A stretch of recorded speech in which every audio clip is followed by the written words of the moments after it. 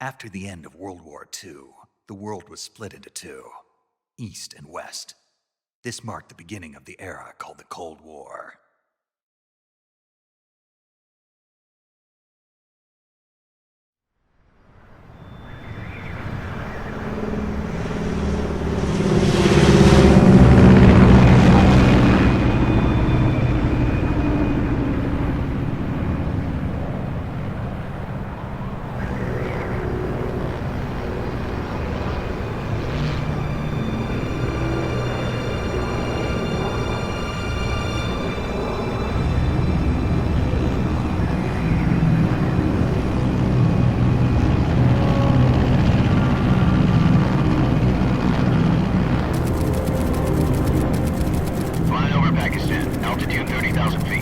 Approaching Soviet airspace. 20 minutes to drop off. Commencing internal depressurization. Equipment check. Arm main parachute. All right. You ready to go? Drop zone still showing a high pressure mass. Cav okay. Good. We've got high visibility.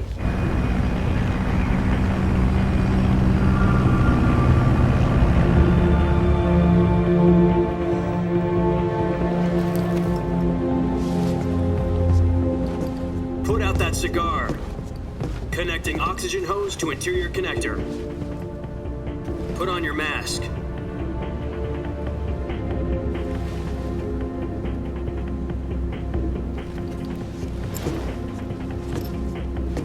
Does this panty waste know what he's doing? Approaching release point. 10 minutes to drop off. Hey, are you deaf? He said put out the cigar and put on your mask.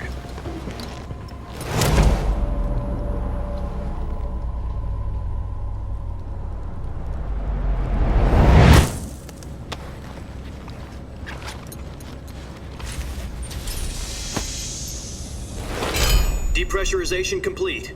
Checking oxygen supply. 6 minutes to drop off. Opening rear hatch.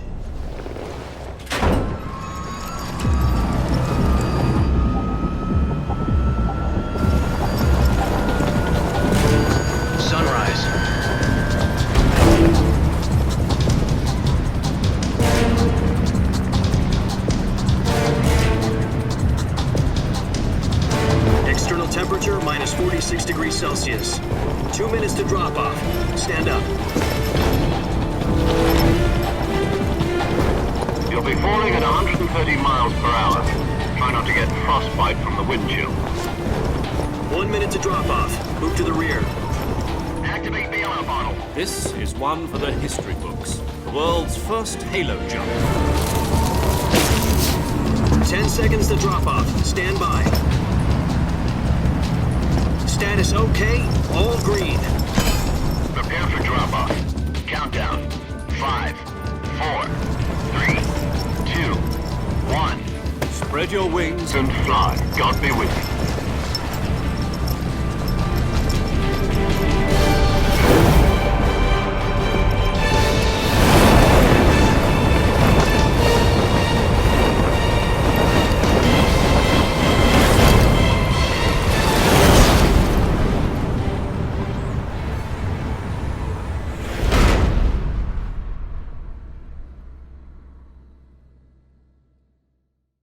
Jack, I've got some important news. The head of the CIA has finally given us the green light for the Virtuous mission. Virtual mission? No, the Virtuous mission. The future of our Fox unit depends on it. If it succeeds, we'll be officially organized into a unit. Virtuous mission? Sounds like some kind of initiation ritual. You know, don't get cocky. This isn't a training op. Right. So what exactly is this wonderful mission? Well, about 2 years ago, a certain Soviet scientist requested asylum in the West through one of our moles. His name is Nikolai Stepanovich Sokolov. He's head of the OKB-754 Design Bureau, one of the Soviets' top-secret weapon research facilities, and the East's foremost expert on weapons development. Sokolov? Isn't he that famous rocket scientist? The very same. On April the 12th, 1961, the Soviets achieved the first manned spaceflight in history. The Earth was blue, but there was no God. Well spoken. The rocket that carried Yuri Gagarin to orbit was the A-1, known as the Vostok rocket. Sokolov is said to be the man most responsible for the multi-engine cluster used in that rocket. After Gagarin's flight, Sokolov left rocket development to become the head of the newly established Design Bureau. From a lowly technician to head of a design bureau, that's quite a success story, so why'd he want to defect? It seems he'd become afraid of his own creations. Afraid? Call it a crisis of conscience. And for that, he left his country and his family behind and went over the fence? Not exactly. One of his conditions was that his family was also to be taken safely to the west. We used a mole to get the family out first and succeeded in sneaking Sokolov over the Berlin Wall shortly afterwards. I was the one who conducted the operation. The security on the eastern side was still full of holes back then. Then what?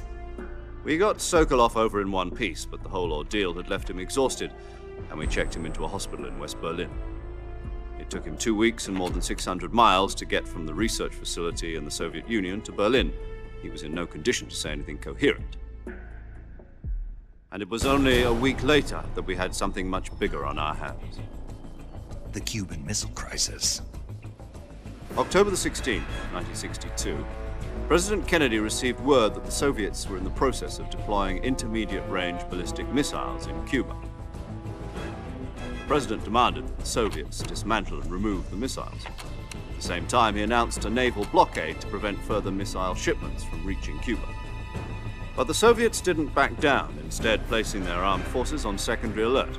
Soviet transport ships carrying missiles continued on course towards Cuba. US and Soviet forces went on alert for an all-out nuclear war. Frantic negotiations were conducted through the UN's Emergency Security Council and unofficial channels to end the hair-trigger standoff.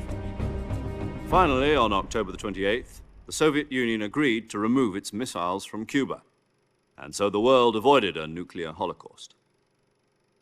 But in order to get the Soviets to pull their missiles out, we had to make a deal. You mean the one where the US agreed to remove its IRBMs from Turkey? No. The Jupiter IRBMs deployed in Turkey were obsolete, and we were going to get rid of them anyway. They had no strategic value whatsoever to either the US or the Russians. The Turkey deal was a ruse, a cover story that was fed to the other intelligence agencies around the world. So what did the Russians really want? Sokolov.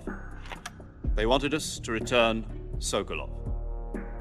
You mean the Soviets pulled out of Cuba just to get their hands on Sokolov? That's right. What the hell was he working on? At the time, we had no idea. We were running out of time. It was either give up Sokolov or risk full-scale nuclear war. In the end, we had no choice. President Kennedy gave in to Khrushchev's demand. The next day, I got Sokolov out of the hospital, handing him over to agents on the eastern side. Sokolov kept on screaming, "Save me," until he disappeared from my sight. Then a month ago, we received some new information from one of our moles. About Sokolov? Yes. He was taken back to the research facility and forced to continue working on the weapon in question under KGB supervision. What's more, it's on the verge of completion. So what kind of weapon is it? Something to do with space rockets? No, missiles. Same technology. I guess you're right. We don't know the details, but it appears to be a new kind of nuclear device.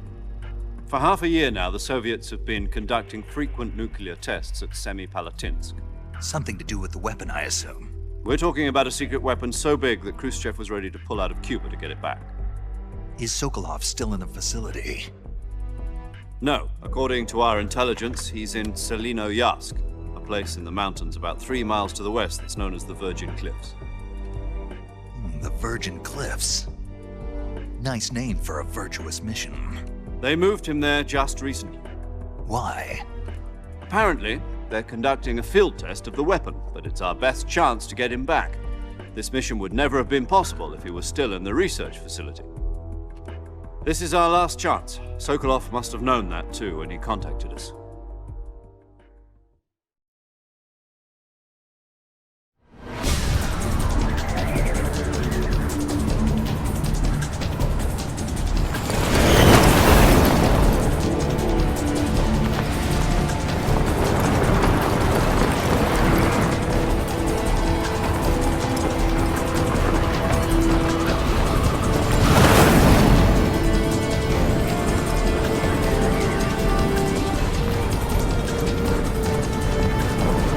listen up, Jack.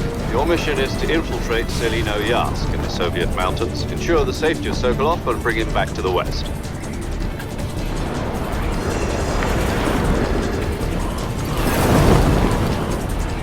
If we don't get Sokolov back before that weapon is complete, we'll be facing a major crisis. The clock is ticking.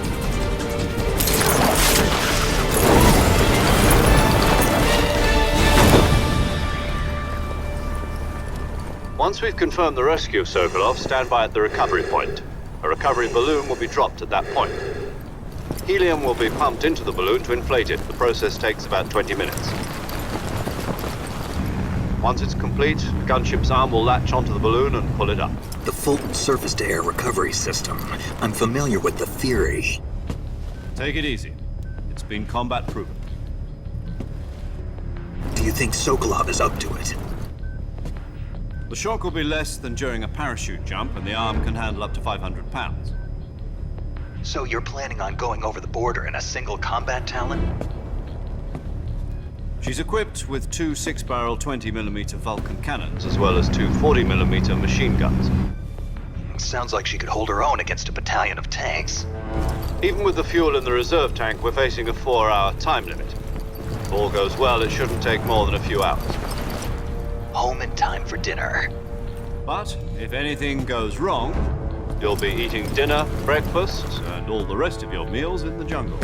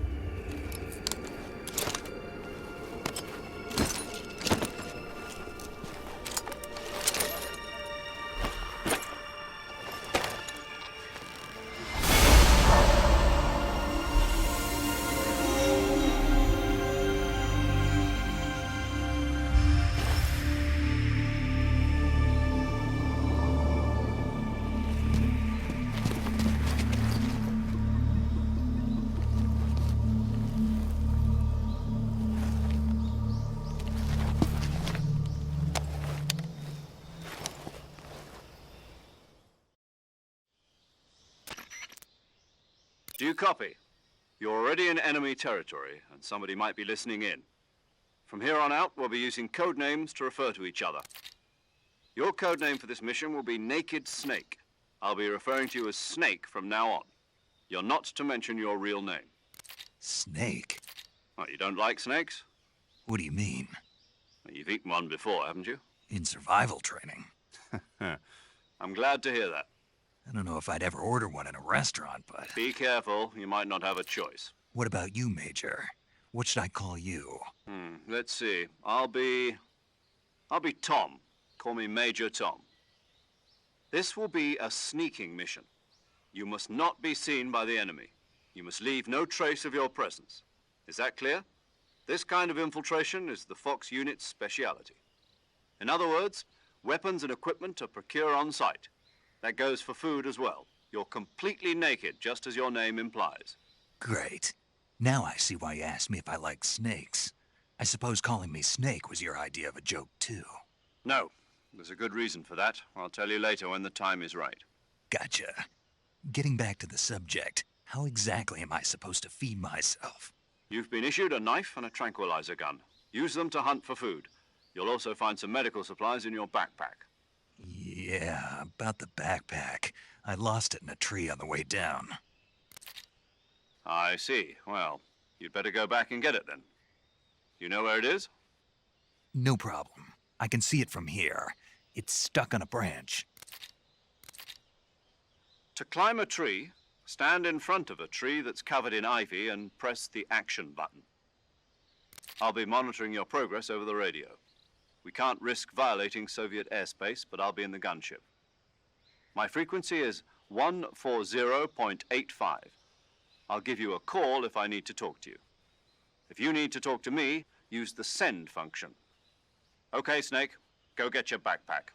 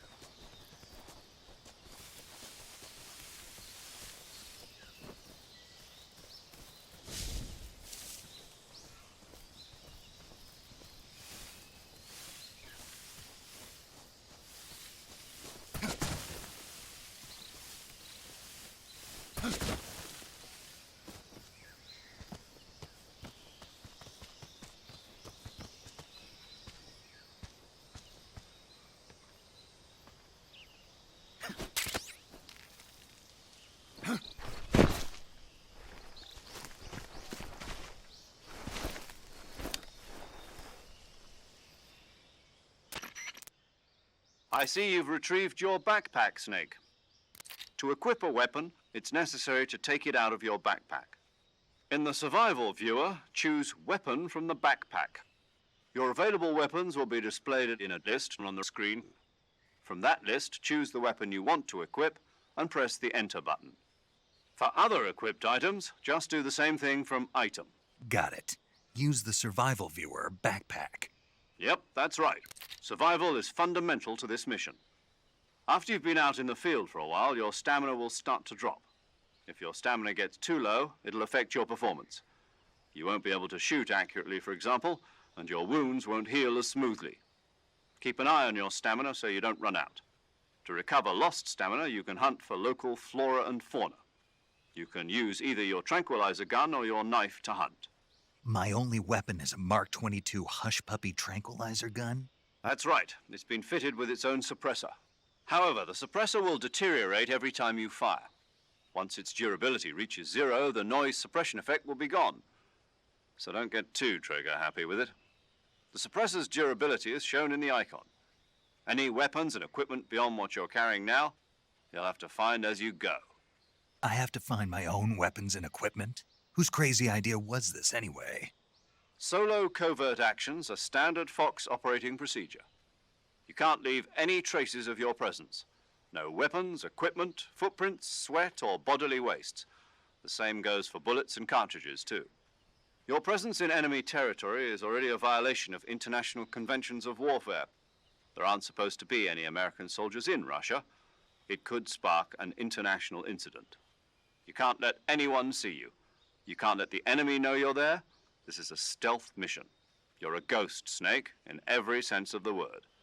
And there'll be no rescue if you're captured. The military and US government will deny any involvement in the affair.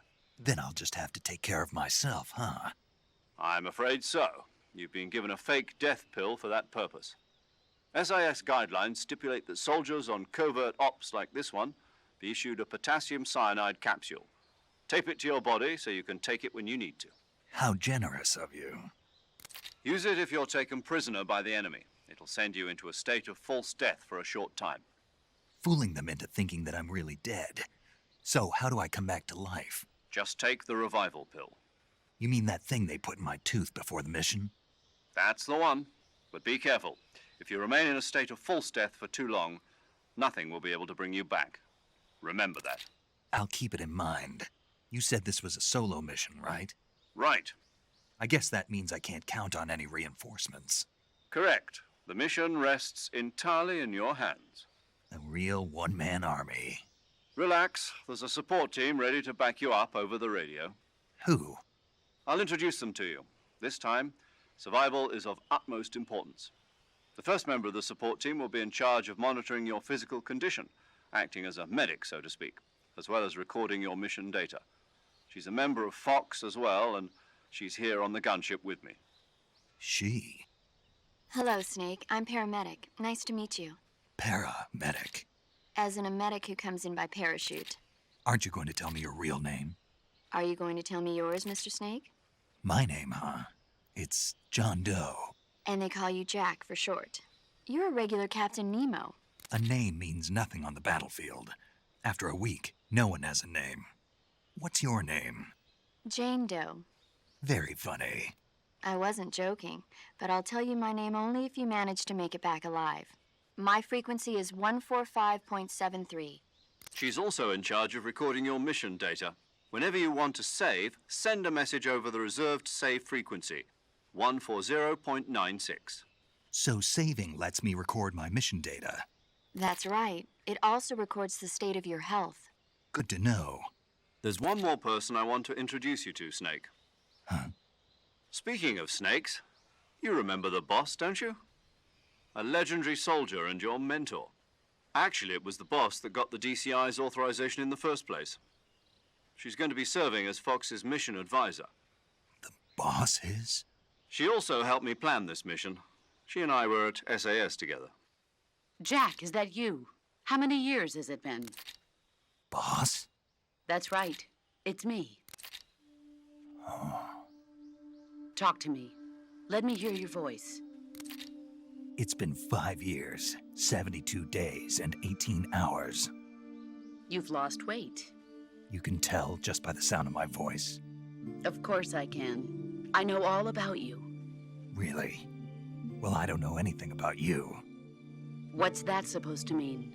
Why'd you disappear on me all of a sudden? I was on a top-secret mission. You didn't need me anymore. But there were still so many things I wanted you to teach me. No, I taught you everything you needed to know about fighting techniques. I taught you all I could. The rest you needed to learn on your own. Techniques, sure. But what about how to think like a soldier? How to think like a soldier? I can't teach you that. A soldier needs to be strong in spirit, body, and technique. And the only thing you can learn from someone else is technique. In fact, technique doesn't even matter. What's most important is spirit. Spirit and body are like two sides of a single coin. They're the same thing. I can't teach you how to think. You'll just have to figure it out for yourself. Listen to me, Jack. Just because soldiers are on the same side right now doesn't mean they always will be. Having personal feelings about your comrades is one of the worst sins you can commit. Politics determine who you face on the battlefield. And politics are a living thing. They change along with the times. Yesterday's good might be tomorrow's evil. Is that why you abandoned me? No, it had nothing to do with you. I already told you, Jack. I was on a top-secret mission. A soldier has to follow whatever orders he's given. It's not his place to question why. But you're looking for a reason to fight. You're a natural-born fighter, but you're not quite a soldier. A soldier is a political tool, nothing more. That's doubly true if he's a career soldier. Right and wrong have no place in his mission. He has no enemies and no friends. Only the mission. You follow the orders you're given. That's what being a soldier is. I do whatever I have to get the job done. I don't think about politics. That's not the same thing. Sooner or later, your conscience is going to bother you. In the end, you have to choose whether you're going to live as a soldier or just another man with a gun. There's a saying in the Orient, loyalty to the end. Do you know what it means? Being patriotic. It means devoting yourself to your country. I follow the president and the top brass. I'm ready to die for them if necessary. The president and the top brass won't be there forever. Once their terms are up, others will take their place. I follow the will of the leader, no matter who's in charge. People aren't the ones who dictate the missions. Then who does? The times. People's values change over time, and so do the leaders of a country. So there's no such thing as an enemy in absolute terms. The enemies we fight are only enemies in relative terms, constantly changing with the times. As long as we have loyalty to the end, there's no point in believing in anything, even in those we love. And that's the way a soldier's supposed to think? The only thing we can believe in with absolute certainty is the mission, Jack. All right, but do me a favor. What is it? Call me Snake. Snake. Oh, right. Your codename is Snake. It suits you well. That's right. The legendary unit that the boss put together during World War II was a snake. The Cobra unit, a group of heroes that brought the war to an end and saved the world. As long as you've got a legendary hero backing you up, you'll be fine. Isn't that right, Snake? Yeah, I can't think of anyone else I'd rather have with me. Oh, and one more thing, boss. Yes? It's good to hear your voice again. Same here. After all, who knows if either of us will make it out alive? Snake, you are always best at urban warfare and infiltrating buildings. But this is the jungle. Survival is going to be key. Those CQC techniques I taught you are sure to come in handy. CQC? Close quarters combat, huh? I've been in the Green Berets for the past few years. I'm probably pretty rusty. Not to worry. I'll be here to help you remember. After all, this is your first actual survival mission. I'll be supporting you over the radio. Where are you, boss? Next to the Major? The boss is communicating with us by radio from aboard a Permit-class submarine in the Arctic Ocean. My frequency is 141.80. Call me if you need my advice on battle techniques. Gotcha. Your mission is to retrieve Dr. Sokolov. Dr. Sokolov is being held in an abandoned factory located to the north of your current position. Avoid heavy combat and don't let anyone see you. Don't forget that this is a stealth mission. Snake, try to remember some of the basics of CQC.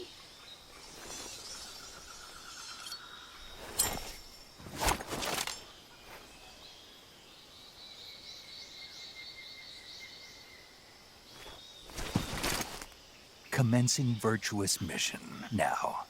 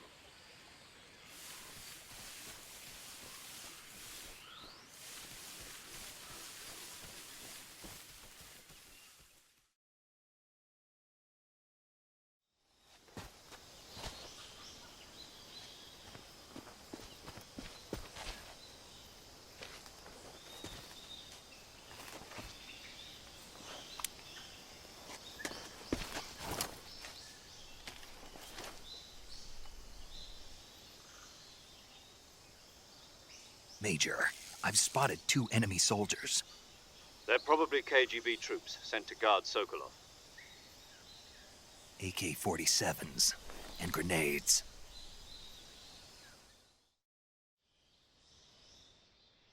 Snake, your presence in Soviet territory is already a violation of international law. We can't let the Kremlin find out that the CIA and the American government are involved. Contact with the enemy is strictly prohibited. Don't engage them in battle either. This is a stealth mission. Got that? The Major is right. The point of this mission is to sneak through the jungle without being seen.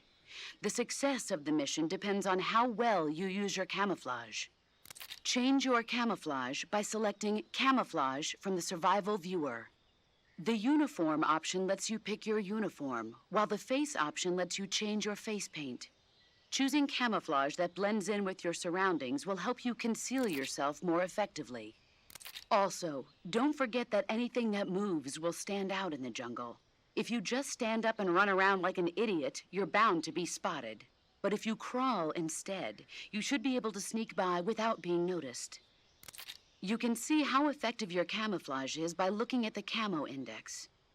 The Camo Index shows how well your current camouflage blends in with the surrounding area. The higher the value, the harder you are to spot, and vice versa. The key is to make yourself one with nature. Keep that in mind as you go along, okay?